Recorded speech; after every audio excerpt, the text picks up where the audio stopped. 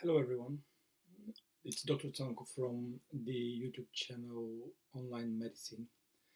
I have decided to make this video so I can show you my overview over a very classic condition nowadays. Very shortly I'll show you the first part of my video, but before that I would like to ask you to subscribe to my channel, to like my video, to comment underneath. And if you have any questions, you can absolutely feel free to send me a message on my Instagram page, Healthy Food and Habits, as previously mentioned, and you can find it in my profile as well. Or you can just ask me any question under any of my videos. As soon as I see the notification, I will be replying back to you. If you have any topics that you would like me to discuss and to review on one of my videos, please just post me a comment under this video, and I promise you have the topic discussed, you have the video, you have a presentation for this. Thank you so much for your time, and now let's go to my presentation. For this reason, I will flip this window down to the corner. As you can see, I am going to be talking about the Omicron variant uh, and the Covid-19 pandemic. So, firstly, I'll start with the simple description of the condition. The coronavirus disease is actually an infectious disease. It is caused by the severe acute respiratory syndrome coronavirus. There is a, if you can see over here on the screen, there is the little number 2. This number 2 actually means this is the second pandemic due to this. Initially, the first severe acute respiratory syndrome coronavirus started in 2002 in China. Soon after that, in 2003 and 2004, started to spread through Europe, and there was another pandemic in the past which was containing exactly the same, well, not exactly the same virus, but with similar presentation and similar molecular structure. That's why the coronavirus which appeared in 2019 is called as SARS-CoV-2 because it's the second one right now. People who get infected with this infection may experience symptoms. Some go completely asymptomatic. Some of them go with very mild symptoms. Some of them are with moderate and some of them with severe. Currently, thanks to the vaccine, basically the people who are suffering from severe illness are much less than before. And the majority of patients presenting in emergency departments or GP or any type of primary care service in the United Kingdom are having mild to moderate upper or lower respiratory tract infection symptoms, which in simple language means that they're coming with some mild cough, shortness of breath, sometimes fever or feverish, shivering over the night, etc. They also may recover without any specific treatment, but obviously the moderate and severe cases sometimes will require at least some treatment, sometimes at home, sometimes with hospitalization. However, unfortunately, there are some people who may get really unwell with severe and very acutely unwell condition that can require our medical input and sometimes even hospital admissions. So what I'm going to talk about in this video is what are the risk groups for severe COVID-19 infection, what are the main symptoms of COVID-19 infection, and what is the difference between Omicron variant and previous variants, what investigation people may require, what kind of treatment may be given, and what is the best prevention from COVID-19. I'll be discussing a few more things in the video, so stay tuned for this and just look what's going on now. The Omicron variant, I will be discussing over these topics as I've previously noticed. I've made this slide a bit more deep. So what are the risk groups and the transmission in patients, the difference between Omicron and previous virus, investigations and diagnosis that may be required, what's the benefit from the treatment, and how to protect ourselves and our relatives from the virus itself. Risk groups of patients for COVID-19 infection are mainly elderly people because of age-related changes in the body, less responsiveness of the immune system, which is quite normal. Also, immunocompromised patients of any age, so basically they don't have enough antibodies in their bloodstream, so they can't protect themselves basically from any infection. But in COVID-19, the situation is a lot worse. So that's why this is a very, very high risk group of patients. I'll put this video a little bit lower on the screen just to have a look at here.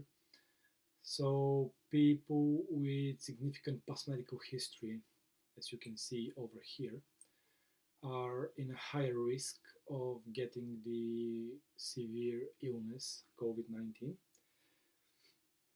So people with significant past medical history, with high risk, especially with cardiovascular diseases, diabetes, chronic respiratory illnesses, and cancer, are in extreme risk of getting the infection and getting a severe presentation. That's why we as doctors always advise these people to stay at home, to follow all the guidance for protection and prevention, and to stay safe.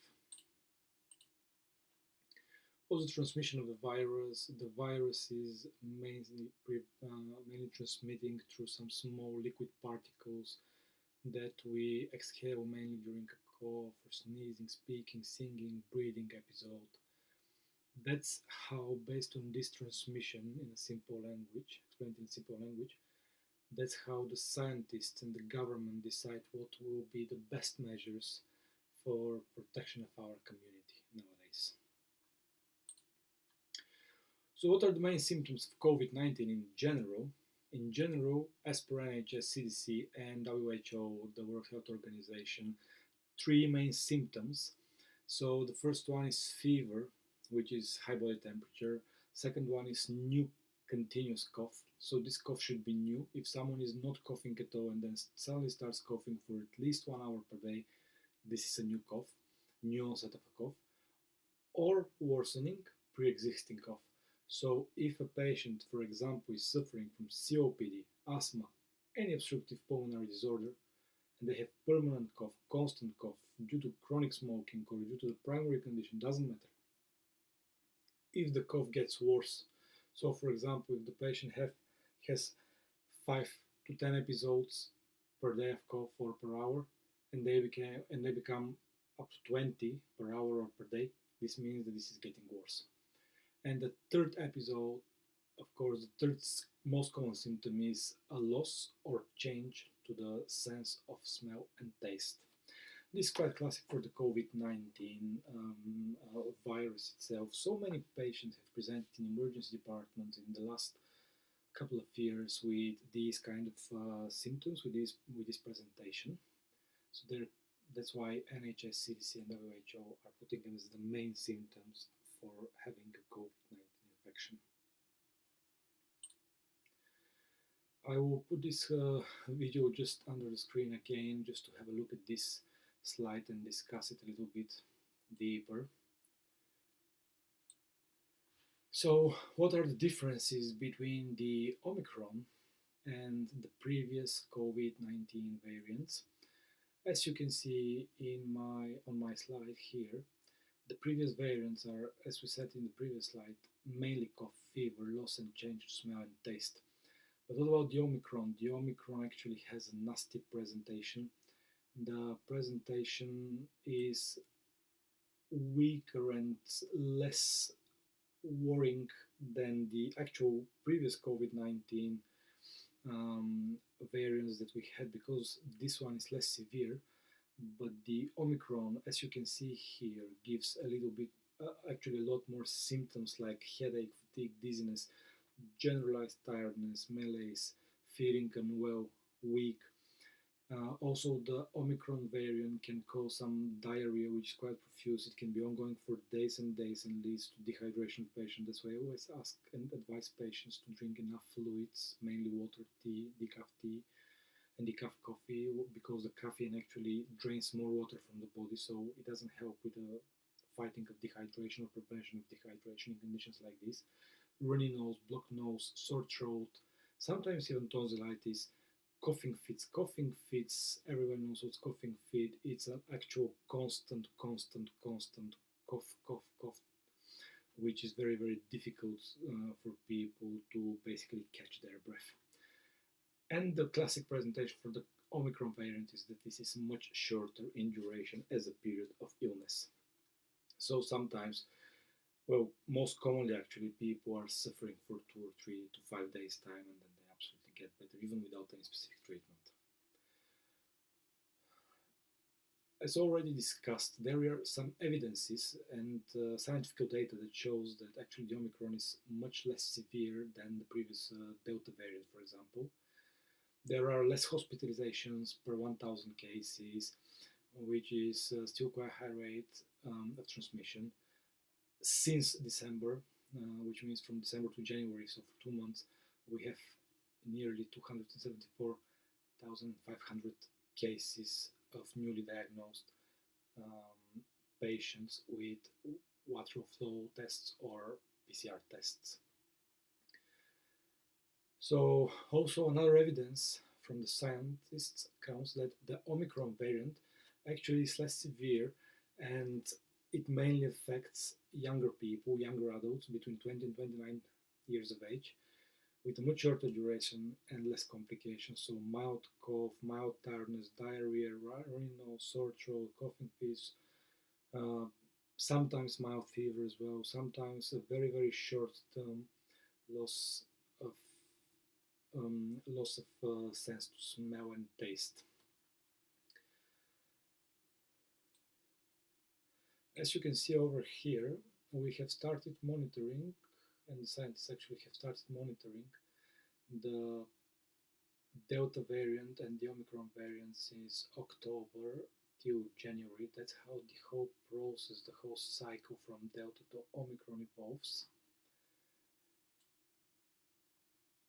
which is quite important, to be honest, because that's how we prevent, that's how we take the correct measures to prevent this illness from worsening, this pandemic from worsening, by following the actual cases per day, per month, per week as well, yeah. So we can track the numbers and we can decide, the government can decide, the scientists can decide, and they can advise the government for further measures or, if required, some restrictions. As you can see here, this is the total number of cases in the United Kingdom between December 2021 and January 2022. Investigations in COVID-19 disease, this is really very, very abstract topic. So mainly let's talk about severe cases of COVID-19, which may stay in a hospital, may be discharged at home, not life-threatening complications of COVID-19 itself. So blood tests, the standard profile, full blood counts, kidney tests, so urea, creatinine, CRP, if required, in some chest pains like D-dimer, troponin, ESR, so we can exclude by this and that if there is any clot in the lungs or if there is any clot in the heart, which may be required for the investigations. Also with kidney tests, we can investigate what are the electrolyte levels, if there are any signs of dehydration or anything like this. In second place, I would put the chest X-ray or other imaging. This is in case of severe chest infection or any other complications such as lungs attack or clot in the lungs, which we may need to investigate further. Obviously, the PCR is one of the most important investigations in this because we can check directly for antigens with a specific COVID swab, and then we can ask the patient to quarantine until they get better. And there are also many other investigations that can be done, for example, in chest pains with ECGs, but they're all under the decision and based on decision of symptoms, clinical findings, and under the clinician's considerations. This is an image that presents and shows how actually the PCR test is done. So with this little thing here, we go back down to the throat, keep on both sides of the throat, so over the both tonsils area. We rotate the swab for about 10 seconds each side, and then we check one of the nostrils as well. Then we put the swab inside here, we close it, and we give it to the laboratory to check it further. Treatment in COVID-19, this is a very specific topic, so generally in mild cases we always advise about vitamins intake, healthy food. The vitamin C is the only vitamin that has 100% proven effects against viruses, and that's why vitamin C in the beginning of the pandemic was one of the main therapeutical prescriptions in patients with COVID-19, and they showed significant improvement. Also, plenty of fluids, preferably plain water, tea, green tea, coffee, anything that will spike our energy levels, will make us feel better, will help us to improve our condition. Obviously, in signs or risk factors of dehydration, I always advise about decaf tea and decaf coffee, only because the caffeine can actually drain more fluids from your body. And the next most important thing in the recovery period and treatment period is rest and analgesia. Simple analgesia such as ibuprofen, paracetamol, cough syrups, something over the counter, which means that you can buy it in the shop without any specific prescription from a doctor. And it's just the way how you get over the virus. The simple analgesia will basically control your body aches and something that we call myalgia, so pain in the muscles over the body. Prevention of the COVID-19 is actually a very important topic because that's what every single government in the world nowadays do, is prevention of the COVID-19, how to stop the transmission of the COVID-19. So these are the basic things that we can do to prevent to prevent and protect ourselves from getting a COVID-19 infection. Social distancing, 1 to 2 meters away from each other, face mask, basic hygiene measures, regular lateral flow tests so we know if we carry the virus or not, even if we are asymptomatic, and obviously, one of the most important, vaccinations. The vaccinations, the evolution, so we can see the new cases of the Omicron variant over here, November, December, and then we can see about January, we're still calculating the data, so that's why I didn't include anything in January over here. As the prevalence is only about the United Kingdom, the discussion is only about the United Kingdom, so we can see what a spike we have.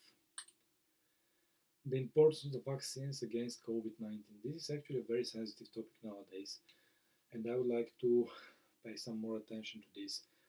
What are the benefits of the vaccine? So the vaccine reduces the illness duration, prevents from repetitive illness of COVID-19 by increasing the number of protective antibodies. These are white cell count, leukocytes, antibodies that travel in our body and basically, like little soldiers, fight all the viruses coming in our body.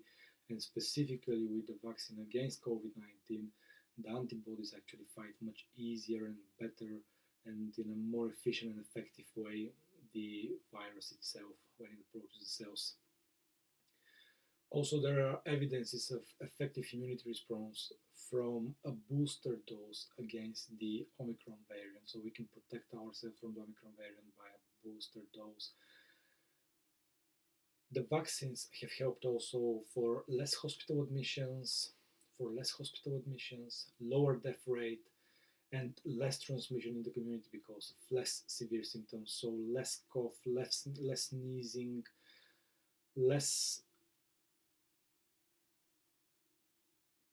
lower sense of shortness of breath, if I can call it this way.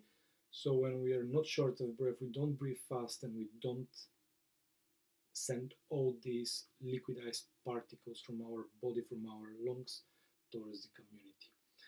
Vaccines are extremely important. We build up the immune, we tackle the virus quickly so we can protect ourselves from the repetitive illness, which we discussed over here. We can protect our family, our community, our children.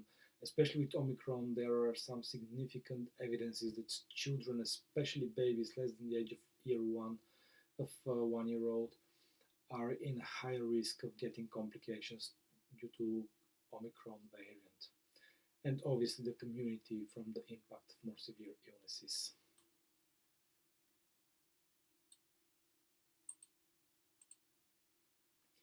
Thank you very much for watching this video. I hope that this video was actually extremely helpful for you to gain some idea about the Omicron variant, what does it cause, what kind of symptoms we should suspect, how long for, and what are the ways to prevent this, to protect ourselves, our families, and the community in general.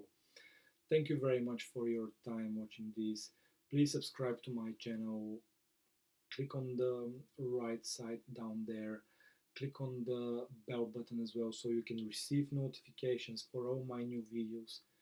And I hope to see you soon. Thank you very much for your time. All the best to everyone.